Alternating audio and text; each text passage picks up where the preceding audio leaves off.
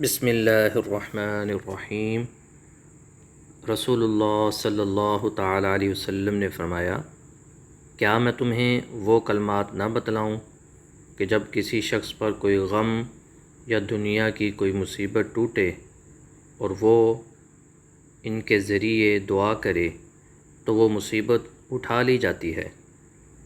وہ یونس علیہ السلام کی یہ دعا ہے، لا الہ الا انت سبحانک انی کنت من الظالمین۔